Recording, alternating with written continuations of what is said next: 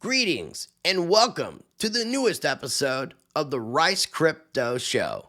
Today I am joined by fellow content creator British HODL, and I invited him on so that we can learn more about him, his YouTube channel, and have a discussion about the financialization of Bitcoin, BlackRock, Bitcoin ETFs, and much more.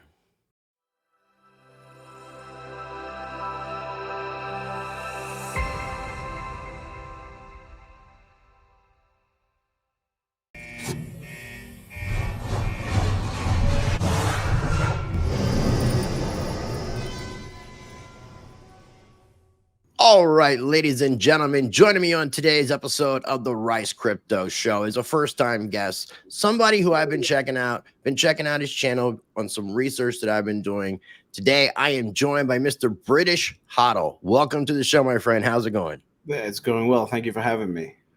Well, thank you for accepting my invitation, you fine gentlemen. I greatly appreciate it. We gotta just get the message out one way or another. The message has to get out. I agree, man, and I really like the perspective that you are bringing to the Bitcoin ETF idea, especially the BlackRock, which I want to get into that and much more.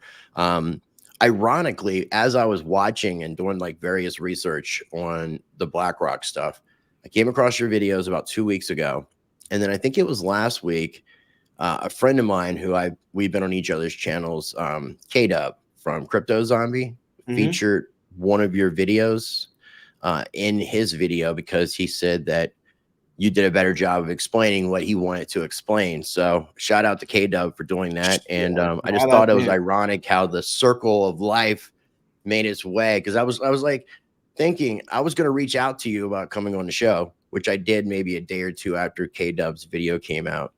And I just thought it was ironic how I was planning on reaching out to you, been watching your videos, and then K-Dub shares this, and then here we are. So thanks for accepting the invitation. I'm looking forward to learning more about you. No, thank you for asking me. And it's interesting to see how we can either talk about it as the universe, or we can talk about it as the algorithm. I don't know which one it is, but that video, it depends.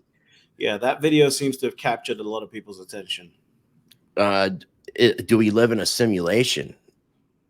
That would be part of the question. That could be part of the question as well. And that would determine whether the algo is the ruler or not.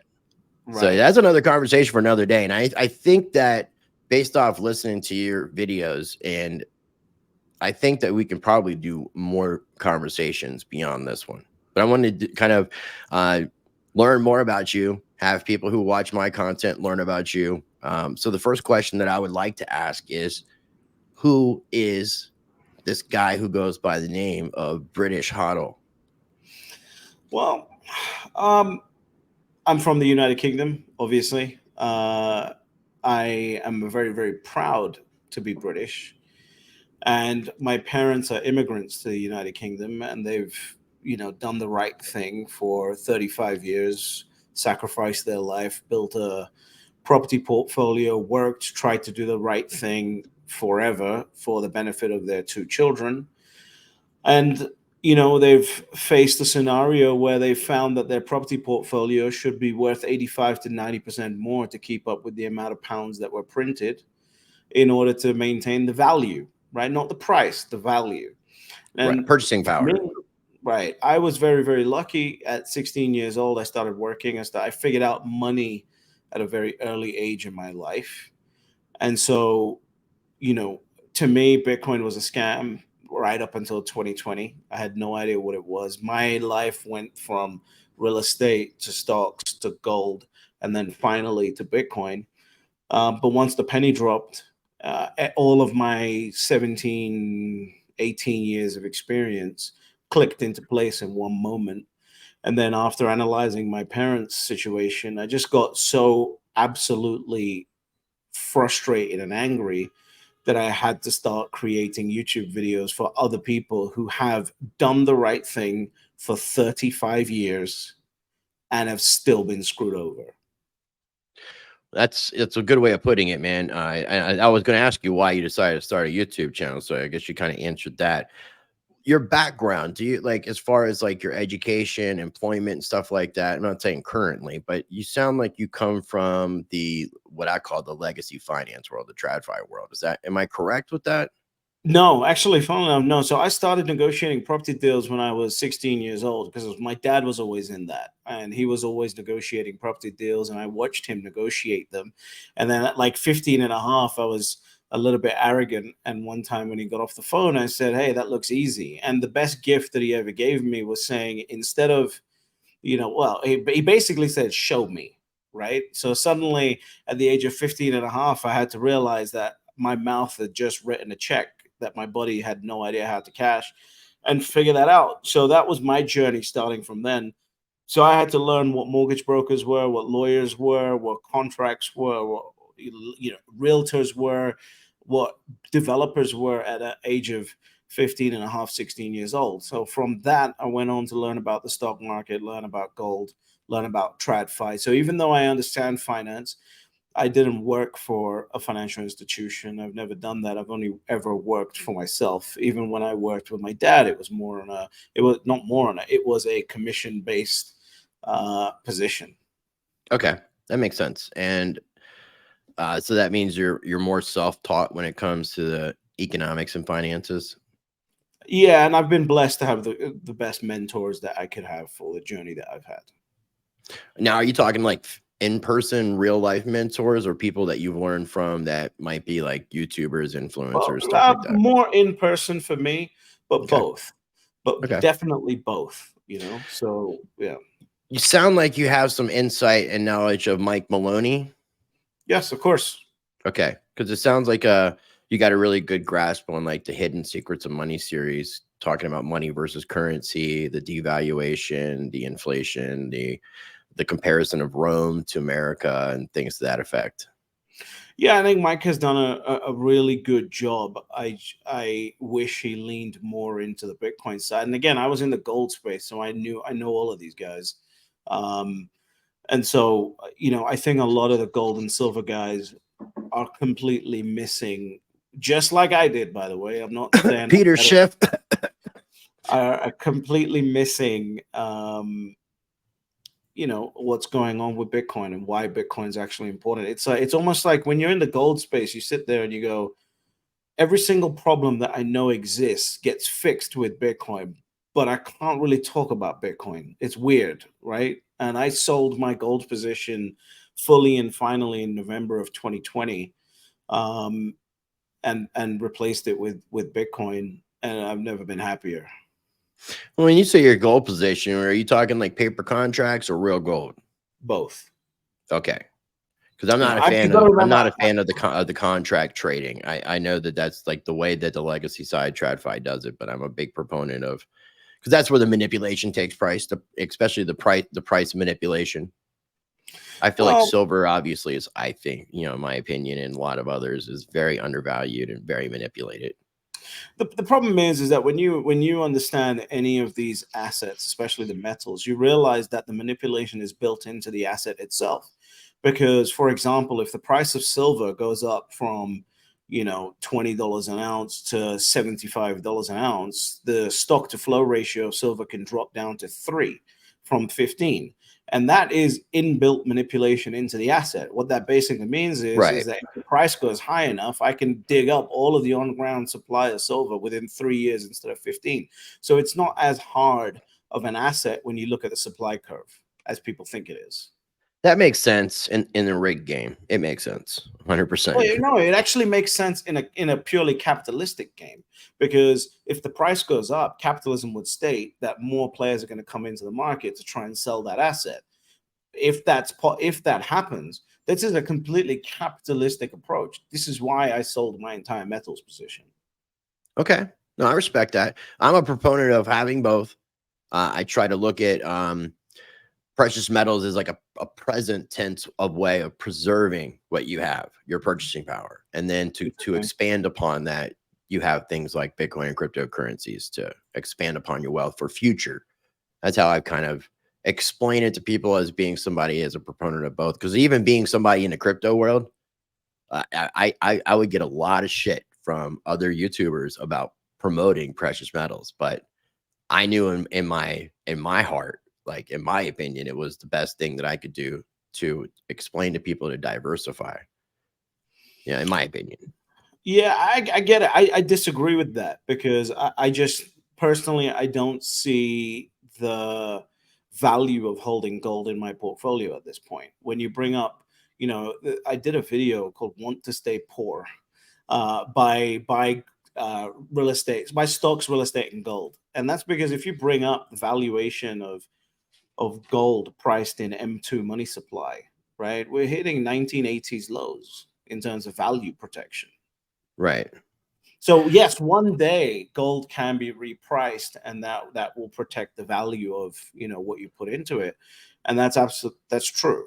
Sorry. No, you're good. What I was getting at was just listening to what you're saying is like for people that have savings versus putting your money to work. Because if you have X amount of capital and you've got that money being used to bring in some passive income and some other ways of producing more income, that makes sense. But for those that don't have those opportunities and have savings, let's say they have $10,000 that they want to save. To me, the best way to keep that purchasing power would be something like gold.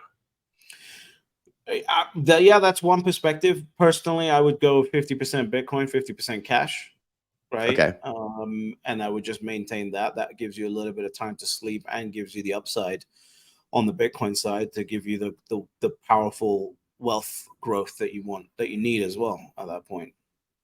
And believe me, I don't want to sit here and have a conversation where we're having a circle jerk and agreeing about everything. So I Yeah, like the fact that we're not 100% eye to eye with things, but we're on the same camp when it comes to buy Bitcoin. right. Now, because I know you said you sold your gold position. Yeah. Also, I do want to remind people I'm going to have links down in the video description for anything I do screen share.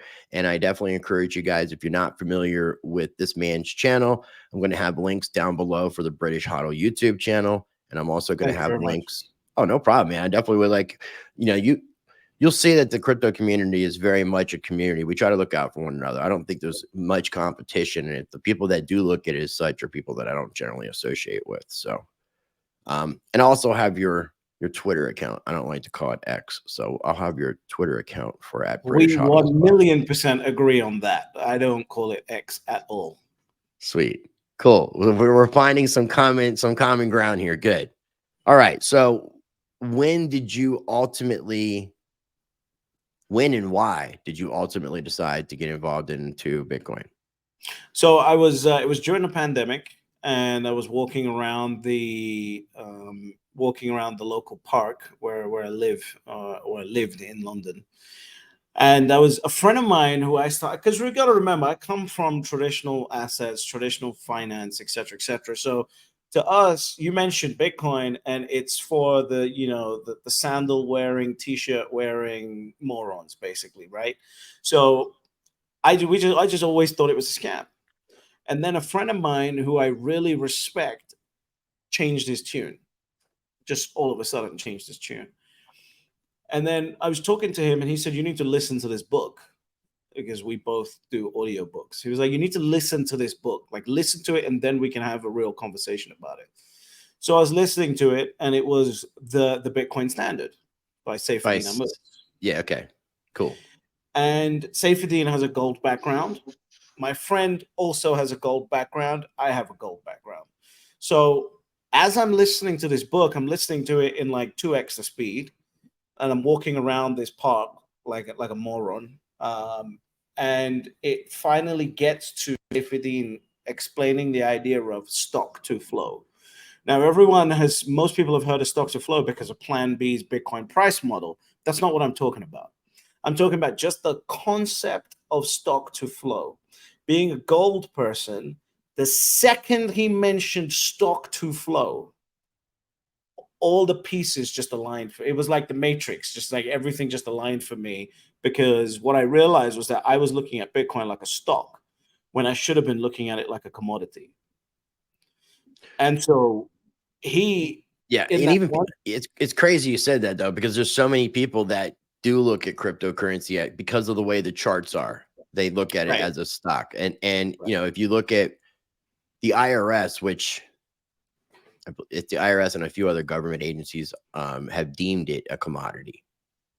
Yeah, I mean, most of the most of the G20 tax authorities know exactly what it is. They know how to tax it. They know how to study it, right? Okay, yeah. So this moment happens where he mentions stock to flow, and I stopped. I rewound it, listened to it in 1x the speed, normal speed, and I started this instant fear that I don't have enough Bitcoin.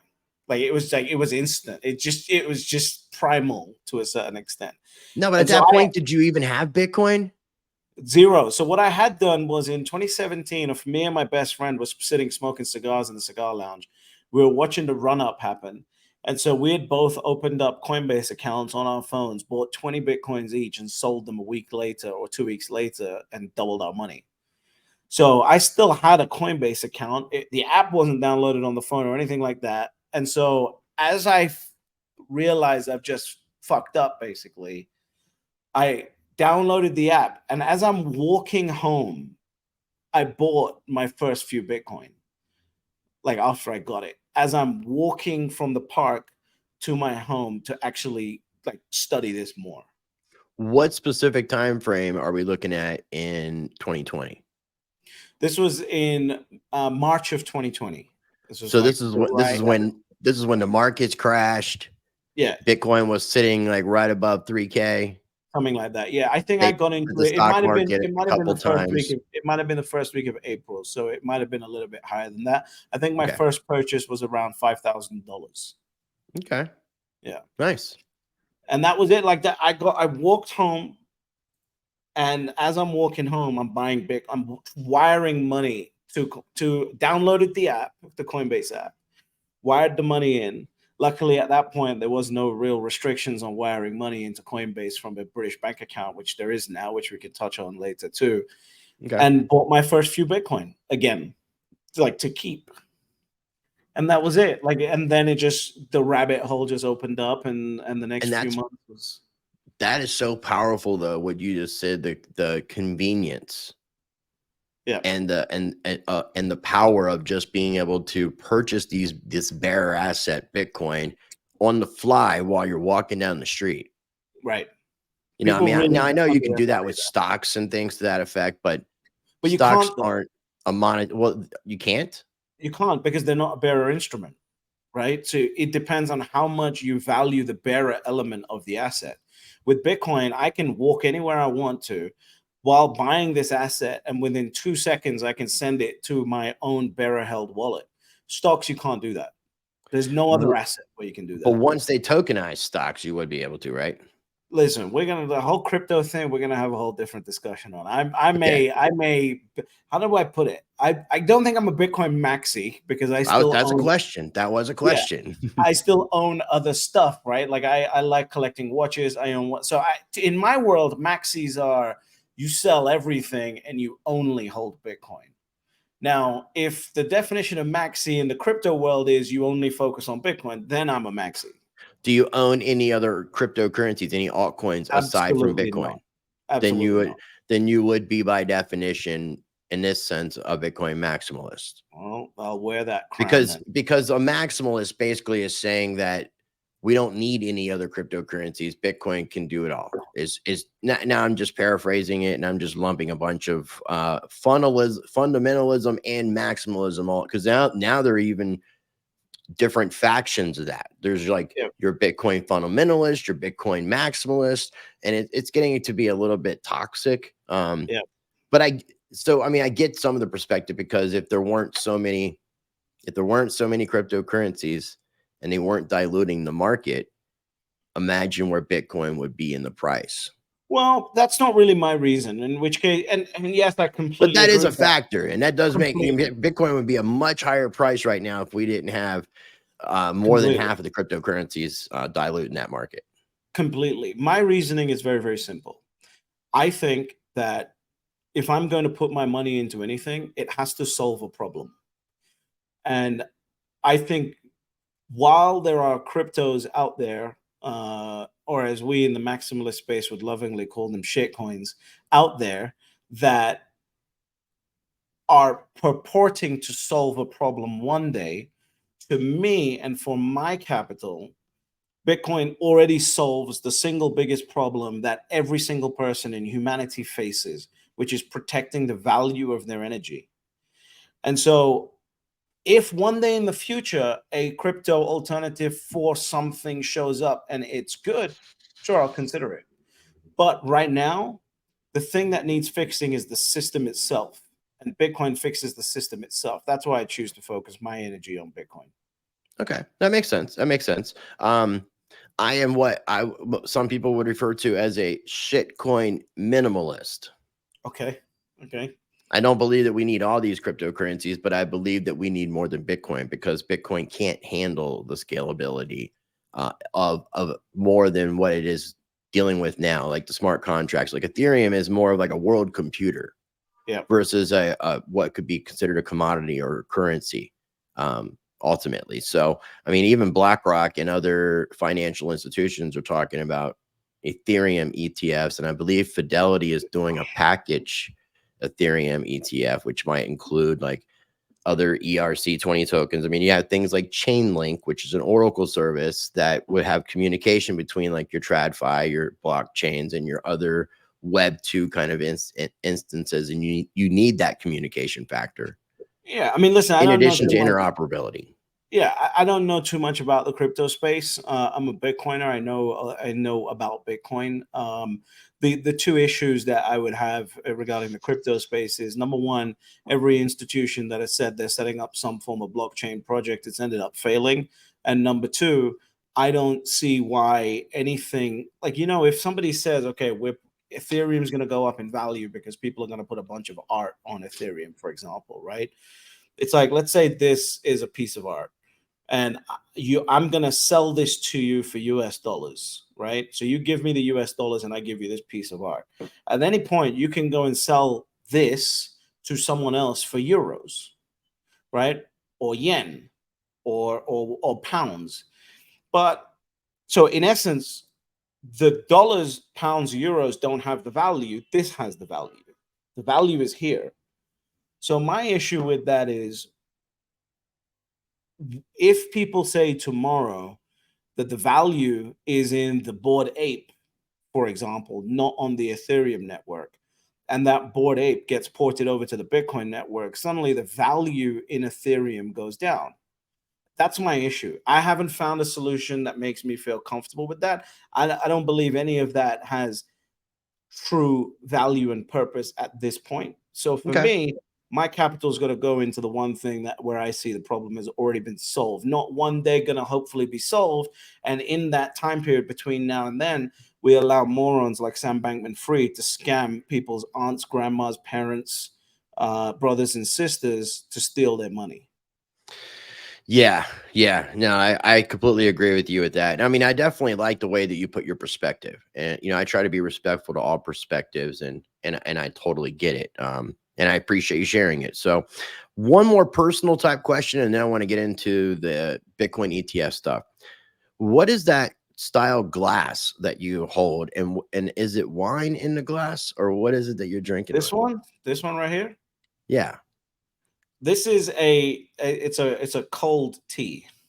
It's a cold I tea. like Okay. drinking tea. Yeah, I like Okay. drinking tea. I don't know what style the glass is, but But tea, it just looked kind of special, and it was all proper like and stuff. So that's why I was like, I didn't know if it I was like like drinking tea. Normally, I drink tea from a shot glass, so I'm not doing that today. But a, normally, a, that's my normal.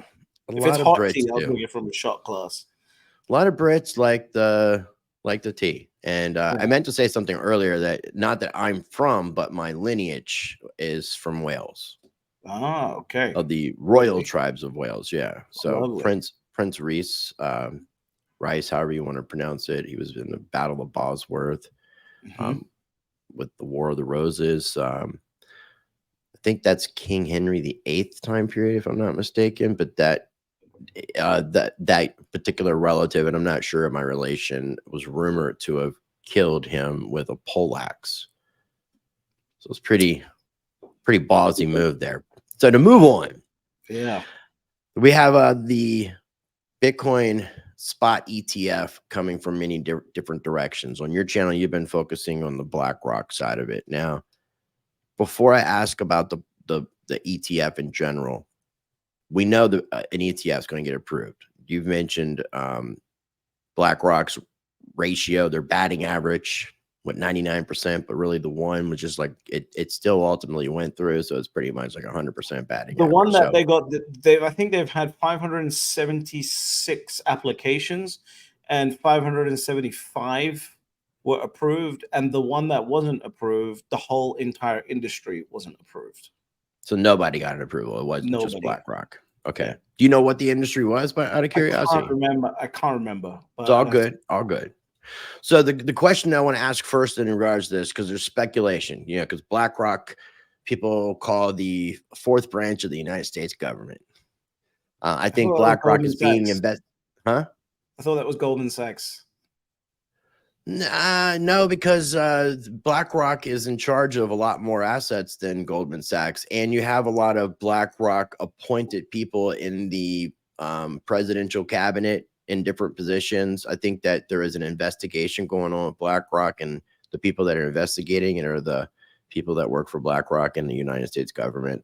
And I know that with the Aladdin bot, BlackRock came to the aid of the U.S. government, the Federal Reserve, and Wall Street in 2008 and control at least half of the assets of the aforementioned still, which is absolutely insane. So some people are thinking that BlackRock's going to get the first ETF approval. Some people are thinking that in the best interest of fairness, because in any other time with these approvals, if you let one company through first, they're going to have that first mover advantage.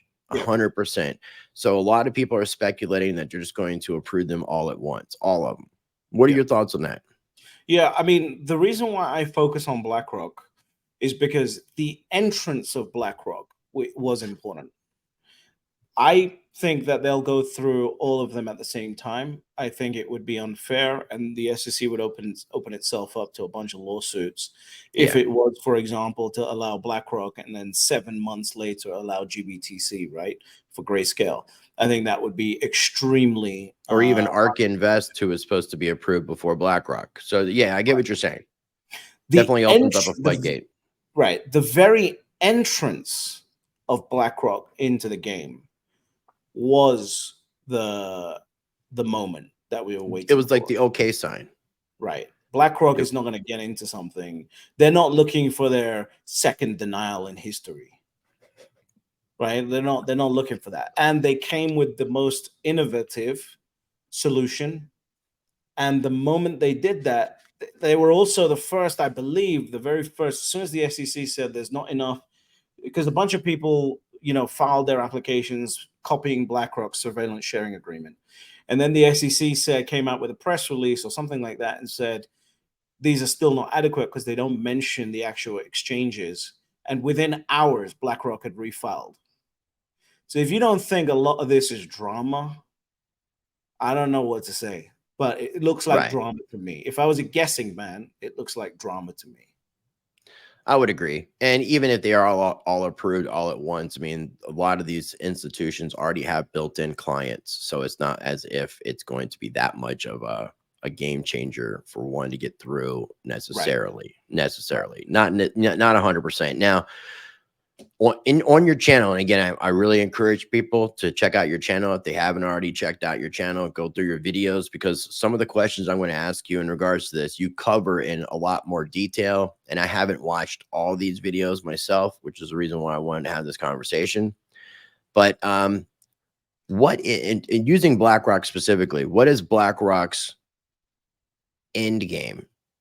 What is their purpose in Bitcoin? Well, BlackRock doesn't get involved in any asset without having a game plan to control the direction of what's going on.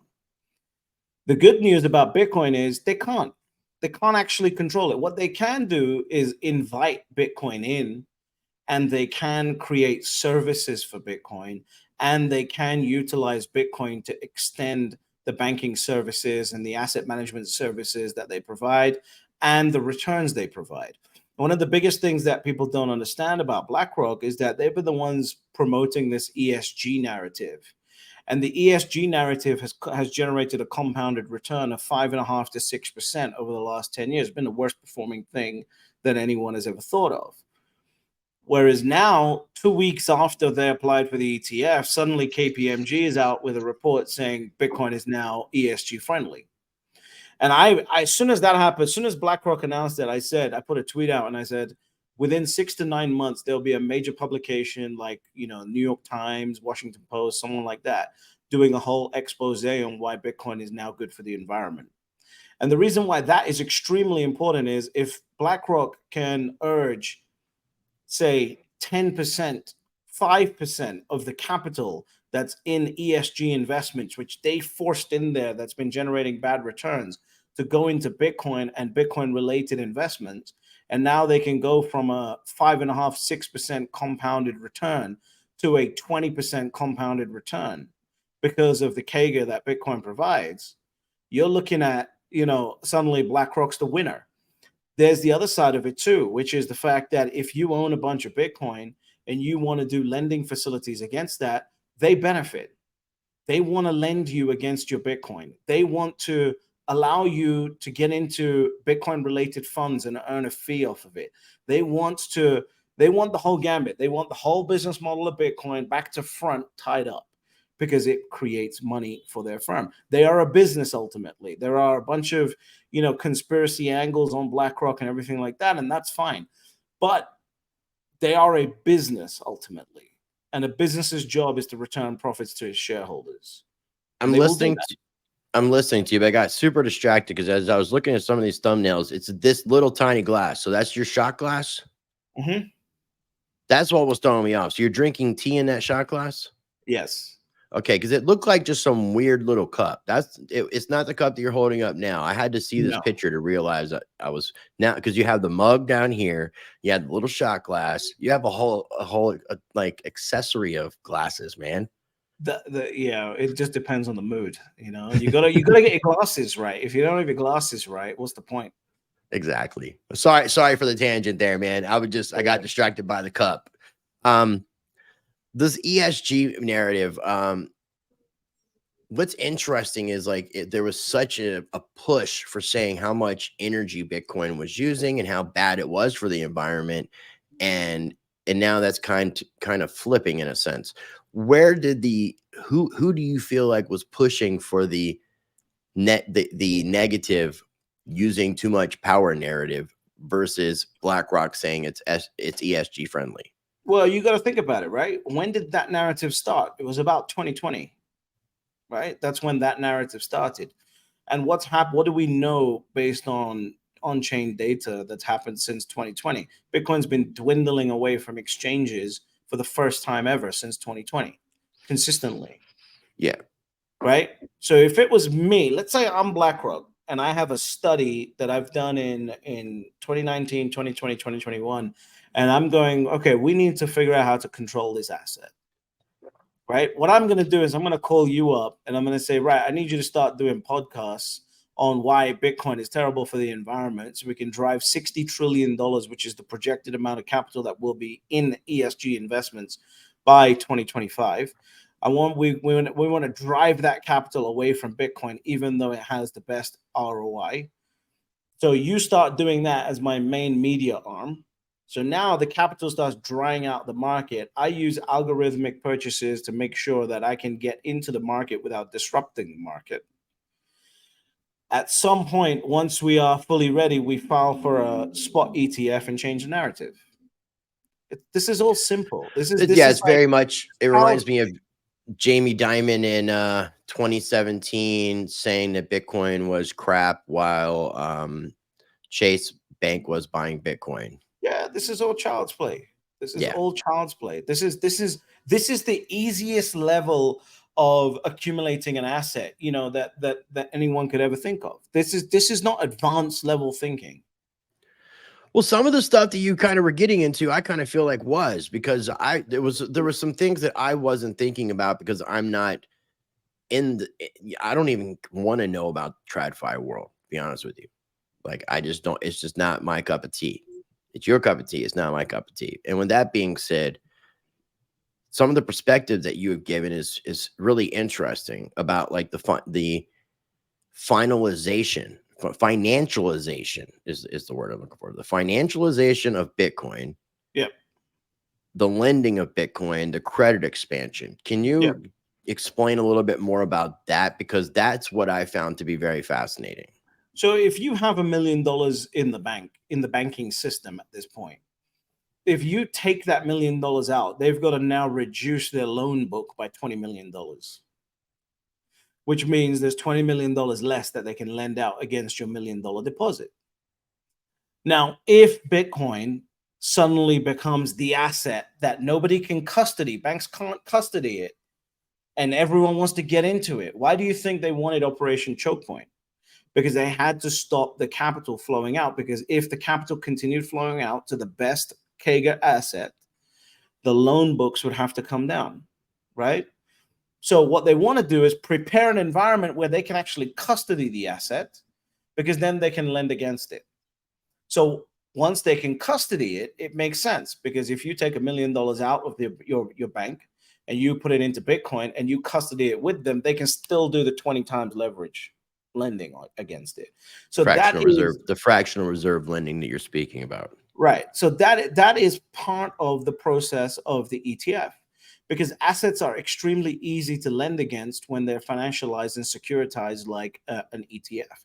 If you own $10 million of the SPY ETF, I can loan you against that within 2 clicks of a button without any considerations of what's going to happen, because it is collateralized. It is a collateralized asset.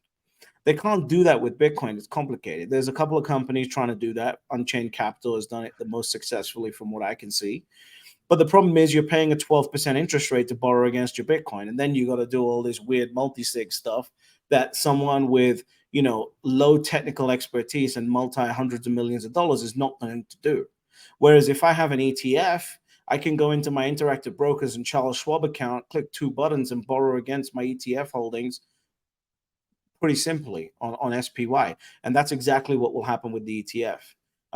And that's why the ETF is extremely important.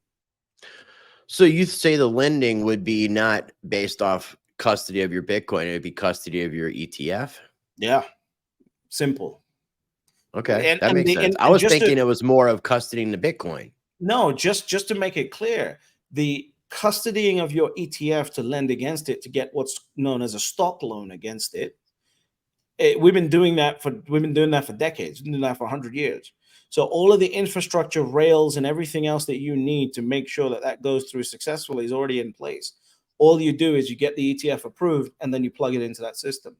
So all of these environments where people are trying to talk about, we need a Bitcoin lending market, we need a this market, we need a that market. The problem with all of those conversations is that the risk profile, no bank wants to deal with because of the custody arm of it.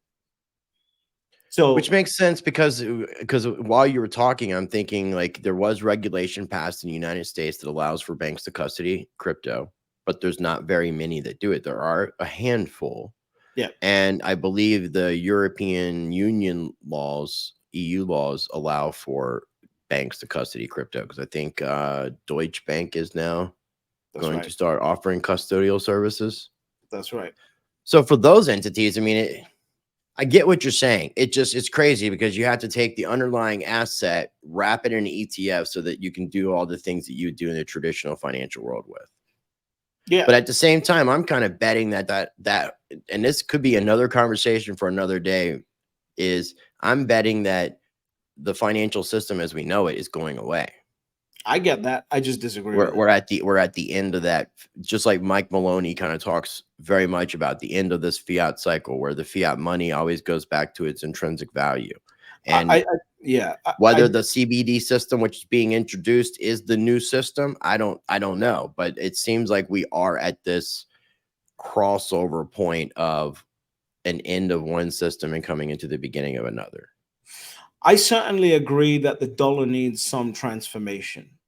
I I I don't agree that we're on the absolute precipice of that just yet. I think there's probably 25 to 30 years left on the life of the US dollar at this point.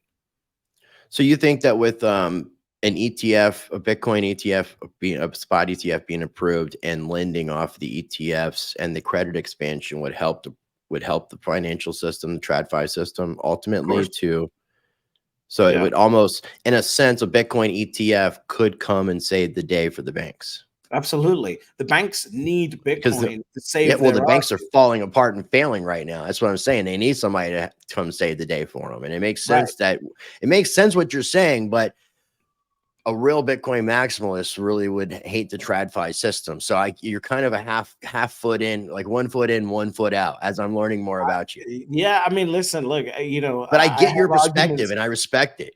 Yeah, I have arguments with everyone. At the end of the day, I can only share my perspective on it, and I'm telling people honestly what I think the point of Bitcoin is. Here it is. Bitcoin is the cleanest, purest asset that the United States could use to pump all of its inflation into to create the credit expansion that it needs to create to get out of the situation that it's in. You can't Which do I that with was looking. you can't do Yeah, that with properties. You can't do that with the stock market. You can't do that with gold. You can't do that with anything else. I was looking at it the other way around, as like as the fiat system is failing, all the fiat money gets pumped into the crypto market, and we just switch over to a crypto based economy. I can see that argument. I just completely don't agree with it. And that's cool. And Yeah. again, I would like to have more conversations and kind of expound upon these things 100%. Um, in regards to the BlackRock ETF, because I do want to talk about Vanguard and a few other things. Was there anything else specifically that you wanted to bring up? I do want to bring up two things about the proposal, but was there anything else that you had that you wanted to mention to people who aren't familiar with your channel, haven't watched your videos in regards to the BlackRock ETF?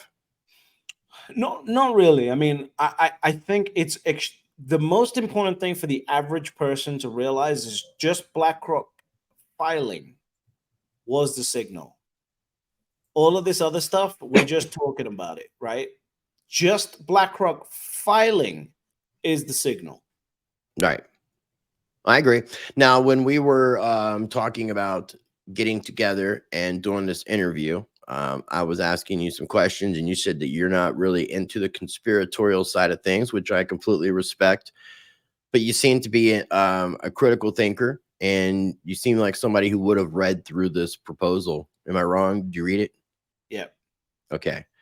I'm curious what your thoughts are, because there's speculation from a lot of people in the You verbiage mean about the the risk, BlackRock is gonna fork it and all this other stuff? well, the risk assessment part of it. Yeah, the risk assessment part and bringing up the forks, because that is a part of the, I'm just trying to scroll through it because there's many parts where it's brought up, but the risk assessment for the forks, and it doesn't really specify whether they're talking about past, present, or future forks. So it could be based off past forks. There is somebody at the beginning of the year, and I don't know who it is, that's been accumulating the shit out of BSV, large amounts. And then also in the Bitcoin, in this ETF proposal from BlackRock, there is mention of the Craig Wright lawsuit that's going to be going on against Copa. And I'm not sure how familiar you are with that part, but what are your thoughts? Because not from a conspiratorial side, but what are your thoughts with this verbiage of this fork? And then we can get into the conspiracy part, but just your thoughts about why all this had to be included and such. It has to be included because it is a part of Bitcoin. The filing has to include an understanding of the asset. And a fork is a part of Bitcoin. The beautiful thing about Bitcoin is they're not going to convince the node owners to actually switch over and start using the new BlackRock version of Bitcoin. So if they want to do a fork, they can go ahead and do a fork, and they can airdrop me all that fake Bitcoin. I'm going to sell it in whichever liquidity market they've got and buy real Bitcoin with it. And so a lot of people think, oh, they're going to control all the miners and all this other stuff. But it's really the node owners that, as you know, that are the important ones in the process of what gets adopted. So they have to do it because they have to actually explain that they understand what the asset is and what would happen. Would you think that most people have a price, like to do things that they may not want to do if they're offered enough money? Yes. Okay. I'm just thinking out loud. I mean, Sure. is it possible that they could incentivize the Bitcoin core developers who don't technically get paid to develop Bitcoin to actually pay them to develop Bitcoin in a way that changes Potentially. that benefits them? Potentially, sure. Potentially, Okay. anything's possible. It's also potential, if we really want to think about this, that Larry Fink is actually Satoshi Nakamoto too. In a weird way, I've never heard anybody say that. I mean, it's not out of the realm of possibilities because he did create the Aladdin bot in the 80s. And I know that it's not like he's a single-handed developer on it, but I think he had to do with some of the creation and programming of the bot. I don't know if you've heard about the Alan Greenspan stuff, but Alan Greenspan's actually one of the very first computer programmers. Oh, I didn't know that. Yeah. A lot of people Wow. didn't know he was a computer programmer. Yeah, I didn't know that.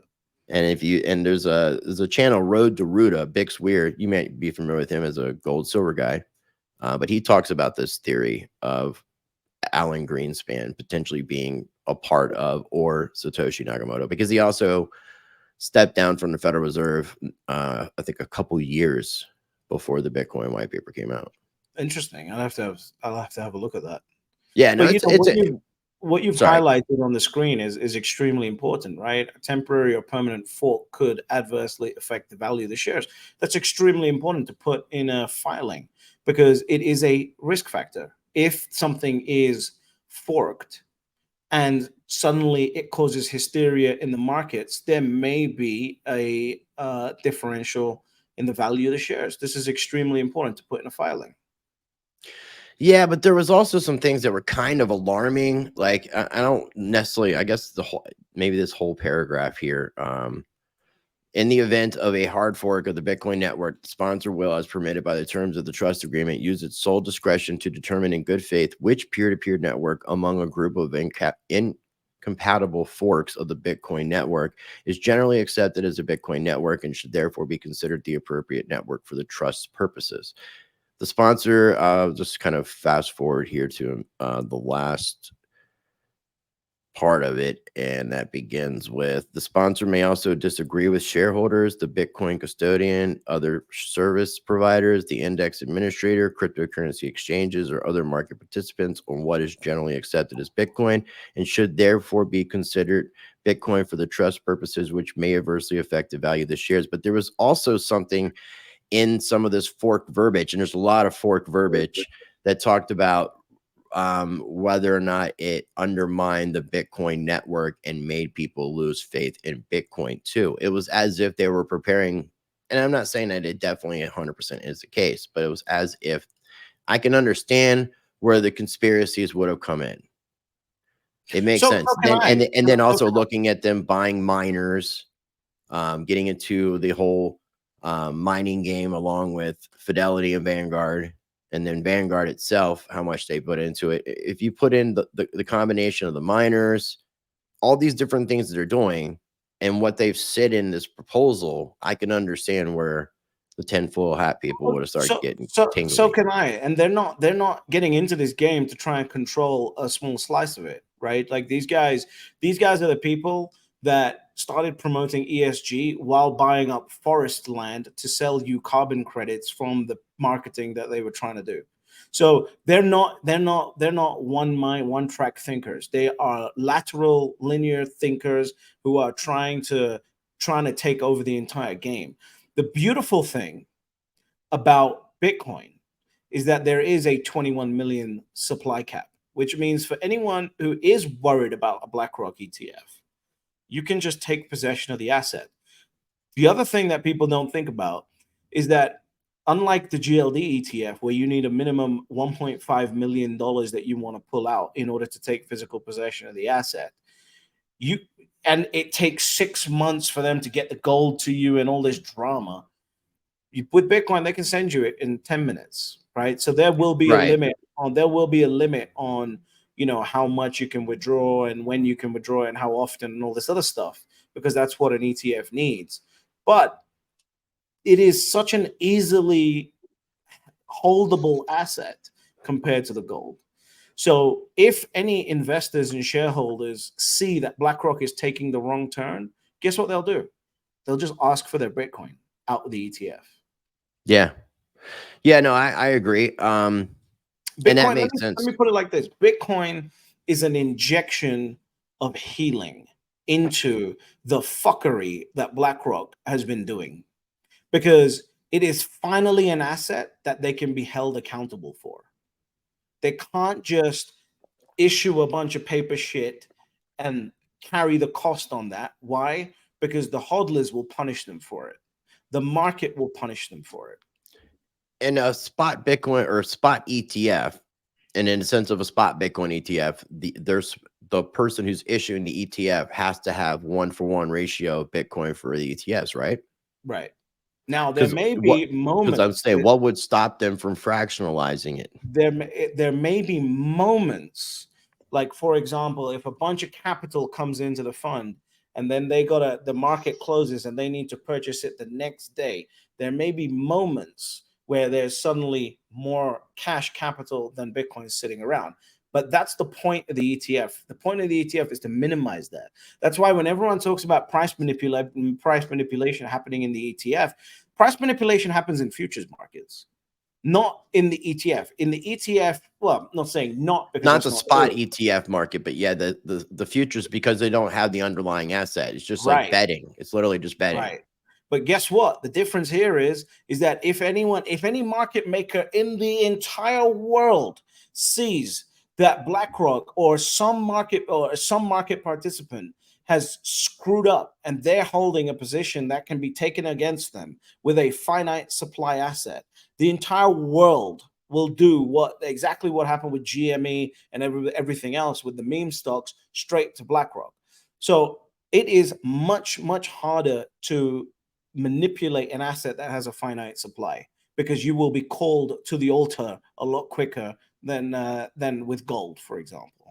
Right. And I know that Larry Fink has talked about tokenizing things. So I mean, if they tokenize these ETFs and are on chain, there would be a complete way of transparency of being able to validate everything and verify 100% of everything. Listen, look, everyone.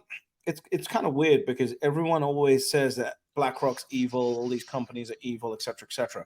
I like to look at them as profit-generating machines, which is what they are. They're businesses. They are profit-generating machines. I'm not making any excuses for the amount of bullshit that they've done around the world, but they are profit-making, incentive-driven machines.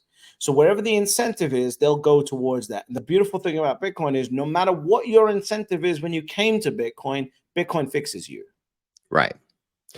I think mine and a lot of other people's problems with BlackRock is the fact that they're taking money that's not necessarily theirs and using it in ways that the people who are giving them the money don't necessarily know is being used for, because it's giving them partial control, like controlling shares of companies to help push the direction of these companies. And it may But not that's be. no, they're people. Who gives BlackRock money? They're an asset manager. Who gives them money? People give them money to grow their money.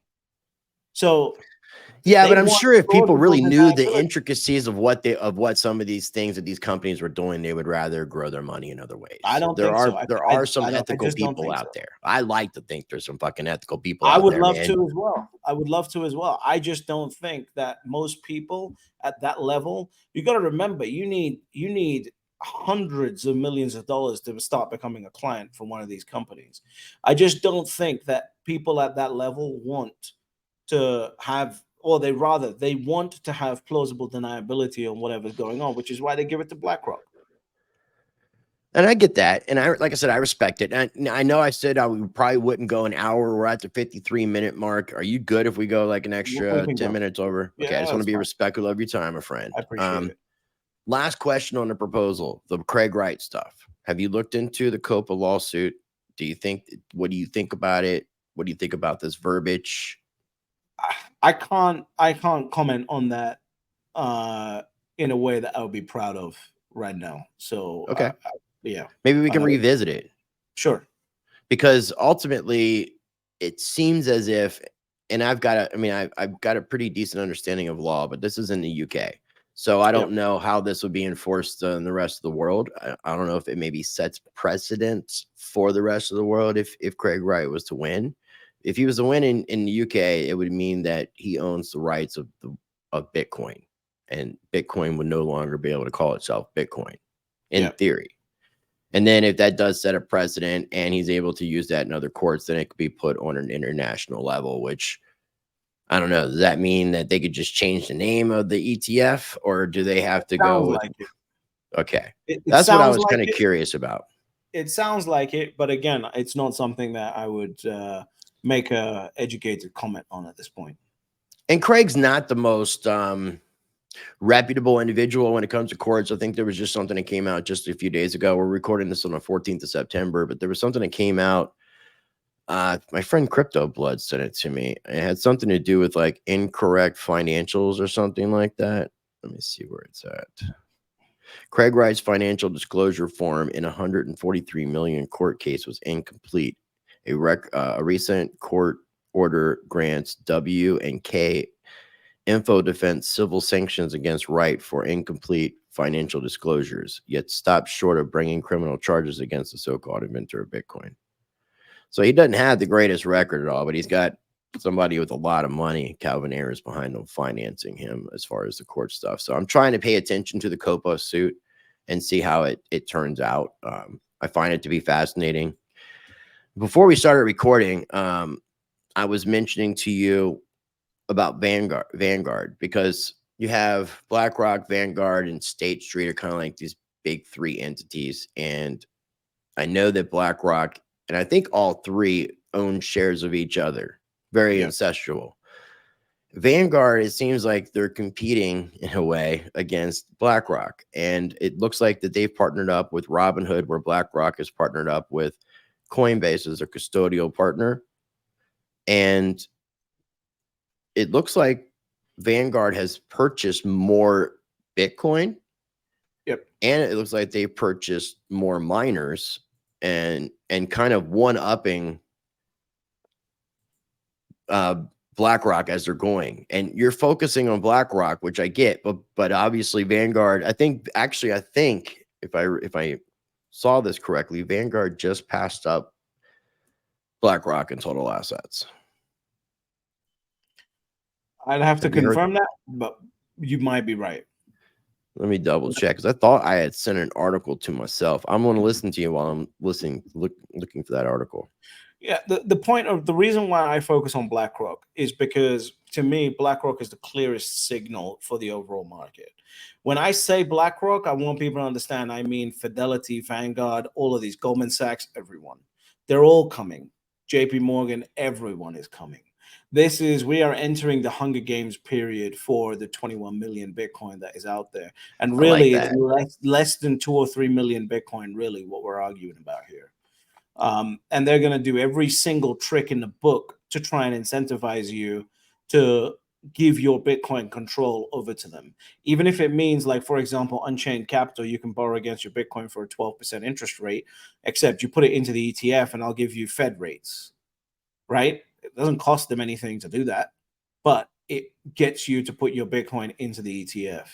So they're coming for control. They're coming from every angle. They're going to want to control the miners. They're going to want to control the energy. They're going to want to control the Bitcoin. They're going to want to control what happens afterwards. Like, this is a full out assault on an asset. This is how you think about this is layering the investments. How I think about my portfolio is I want an underlying portfolio, which is the majority of it, of the underlying trend, which would, in this case, would be Bitcoin. And then on top of that, if you think of it like a pyramid, on top of that, I want something that's a layer 2 risk asset to the underlying. So in this scenario, it could be mining stocks, Bitcoin mining companies. And then on top of that, right at the tip of the pyramid, I want the highest leveraged asset, which could be call options on those mining companies, which are on the Bitcoin, right? And so this is how BlackRock thinks like that. And then they go, every industry wide. So now they're looking at which other companies are going to benefit from people wanting to buy miners, which other companies are going to benefit from Bitcoin mining, the need for energy in Bitcoin mining. All of this stuff, this is what they do. They have a team of people figuring out which industries, what layers are going to benefit from this one move. So I guarantee you, there are moves in the market that BlackRock is aware of that nobody else is aware of that will benefit from them jumping into Bitcoin, and they're assimilating their position as we speak. I found an article, one of the articles I was looking at. I'm not 100% sure what this means by firm moves to first for worldwide institution. BlackRock tops all AUM. What is AUM? Assets under management. So Okay. it's just the amount of assets that they control. Okay. That makes sense. That makes sense. I Yeah, mean, so if it's you still, scroll down, I'm sure they'll give you a number at some point. well, the bad thing was it doesn't do it because I had to Of I had to course. register and all that bullshit. And I don't want to register for pensions and investments. So it is. I just was curious if because either way, they both deal with such an absurd amount of money. It doesn't really matter. The top 500 asset managers in the world control 130 trillion dollars of assets, and all of them look to BlackRock for guidance on what's going to happen. There is not one fund manager on the earth that has been fired for doing what BlackRock told them to do. So is it BlackRock or is it Aladdin or is it a combination of the two? Because I know there's two different sides to BlackRock. The truth is, it's not just BlackRock, right? It's going to be the conglomerate at the top that's sort of figuring out what's okay. So if BlackRock's team on iShares calls all their salespeople and fund managers and says, "Hey, we've got this fund out now. This is the commission on it. Start selling it." Every one of those advisors in those 500 firms is going to start selling their funds. And so, is it really BlackRock? Is it really a conglomerate? Is there a smoky room filled with four guys smoking cigars, figuring out which way it's going to work out? I don't know. And the beautiful thing about Bitcoin is I don't have to care because it is a race against scarcity. And in a race against scarcity, scarcity always wins. I like that. You were mentioning something about limitations with the accounts in Britain and England when it comes to buying Bitcoin, where you didn't have limitations before. Is that in regards to the MiCA stuff, or does England, the UK fall under MiCA? I don't think so. So we have MiCA's our an own EU thing, right? Yeah. So we have left the European Union. Brexit. The EU, right? So people have to realize there is a difference between Europe and the EU, right? So the United Kingdom is in Europe. It's just not part of the EU anymore.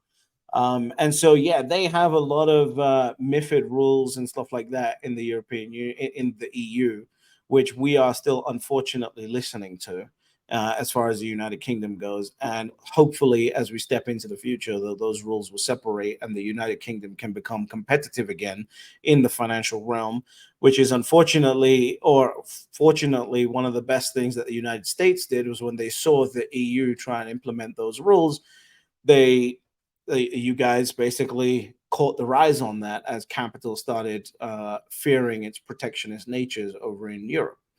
So hopefully that trend changes. But right now, you've got a lot of banks, you've got a lot of institutions in the United Kingdom stopping people from sending money to Bitcoin exchanges and acquiring Bitcoin.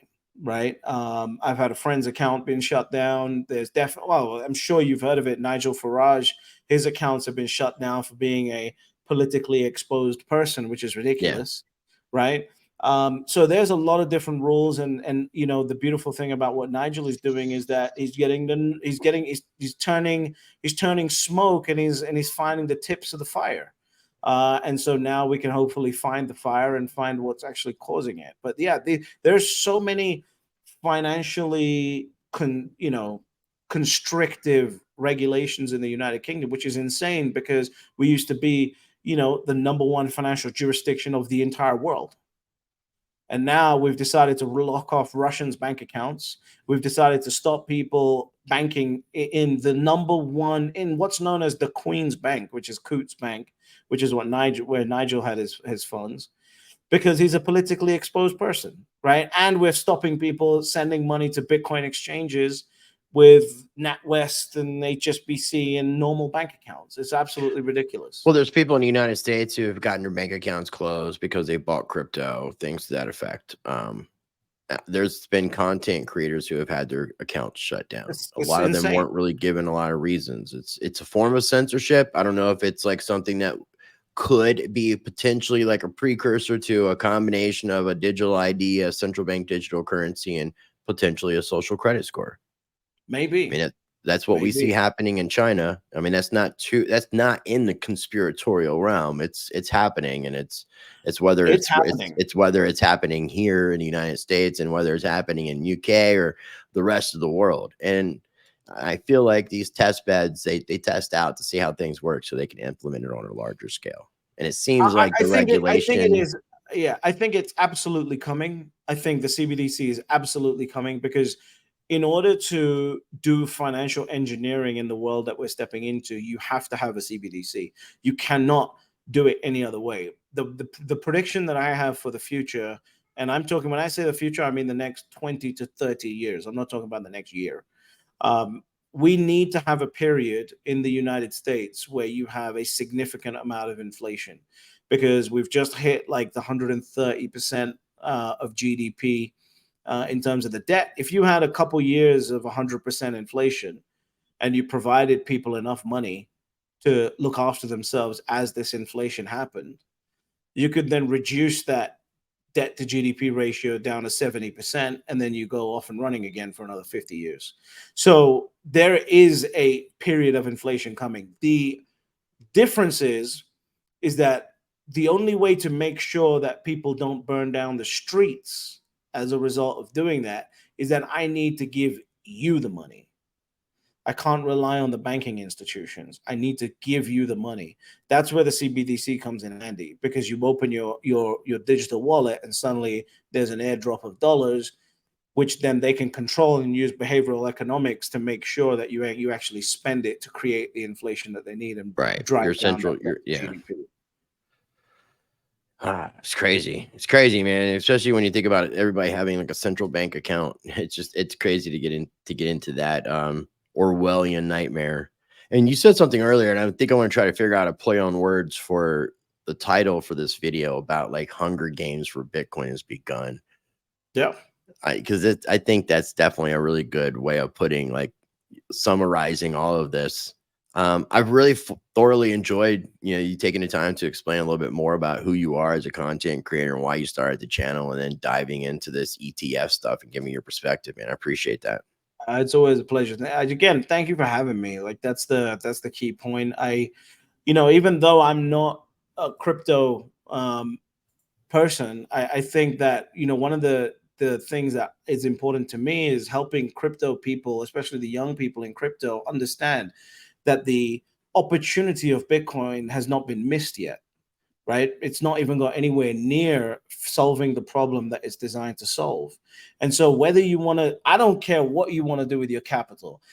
All I want to do is fix the underlying system, because I know how corrupt that is. I know I'm not stupid enough to say that human beings are never going to ever want to, speculate again. I think if you want to speculate, go for it. But you have to have some Bitcoin. You have to secure your future with Bitcoin. And then if you want to speculate past that, that's totally up to you. And I would much prefer it if people speculated on top of Bitcoin than on top of the US dollar.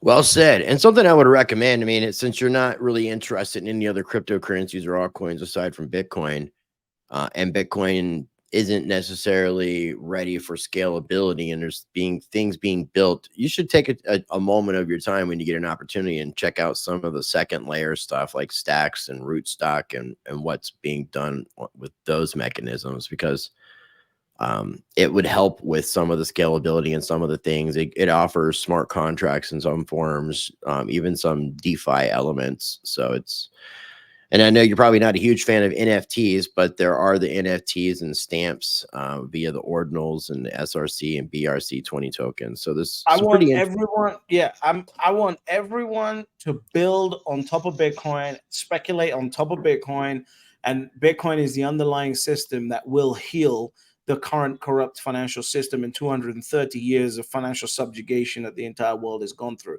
Anything you want to do on top of that, all more than welcome. You think ordinals have value? Put it out there in the market, and the marketplace will tell us whether they have value or not. I have no issues with capitalism, but I want the underlying system to be fixed, and that is Bitcoin for me. Once the underlying system is fixed, now capitalism can actually be a thing. You sound like a free market capitalist, almost like an anarcho-capitalist. You familiar with that term, anarcho-capitalist? Even if I was, I wouldn't admit to it because it sounds like it's going to get me banned from YouTube. No, it's not going to get you banned from YouTube. Actually, look into it. It's a pretty interesting concept. But I'm going to have links for your YouTube channel. What are your 3 rules to Bitcoin that you end your videos with all the time? It's very, very simple. Step number 1, you buy Bitcoin. Step number 2, shut the fuck up. And step number 3, you'll get fabulously wealthy. Fabulously wealthy. I like the second one. Shut the fuck up. I appreciate your time, man. You got any final thoughts? Anything else you want to add? And listen, I just want to say I appreciate you having me on. I know it's hard sometimes between crypto guys and Bitcoin maximalists to have a normal conversation. So I really appreciate that. And I wish you the best of luck with your channel and everything you're doing. And yeah, if anyone wants to get a hold of what I'm doing, it's very, very simple. Just go to the #1 most known site in the world, youtube.com, type in British HODL, you'll find me. And there'll be a link in the video description, and I'll have a link for your Twitter account as well. And dude, I mean, here's the thing. Like I said, I'm a crypto minimalist. I have friends that would identify as maximalists. We had a normal conversation between 2 people, Yep. whether or not, and even though we might have had some disagreements, it wasn't like we were over here trying to fight each other either. So it was Right. very, very civil, and I appreciate that. I mean, we can't always think alike. And in order for me to challenge what I think I know and others, I'm saying this like I'm speaking to myself and I'm speaking to other people. In order for us to challenge what we think we know, we need to be able to have discussions with people that we may not agree with. Absolutely agreed. Because otherwise, if you're just sitting there, you got a bunch of yes people around you, you're not being challenged, and you may not be able to see the forest for the trees, as they like to say. Absolutely agreed. So again, I'm going to have links down below for your YouTube channel as well as your Twitter account. I'd like to have you back on in the next couple of weeks, man. So I'll be in contact if you're interested. I would appreciate, yeah, more If than I didn't offend happy. you too much, and you didn't offend okay, me at cool. all. I was waiting for you to start. You didn't offend me at all, so it's all good. We're all good. Awesome. Well, I thoroughly enjoyed it, man. I did. Bear with me real quick. I'm just going to do the wrap up and stop the recording. So, ladies and gentlemen, if this just happens to be your first time checking out any of my content, I definitely encourage you to make sure you're subscribed here and also at my other channel, which is called Rice Against the Grain. Check out my website, Rice TVX, where you can sign up for my mailing list and also get access to my private video server via riceuncensored.com. And before we wrap up, I want to leave you with this little positivity as I like to wrap up. Always, I encourage you to be a blessing to others. Treat people how you want to be treated. Be the glitch that you want to see in this matrix and be the change that you want to see in the world. And until next time, practice change.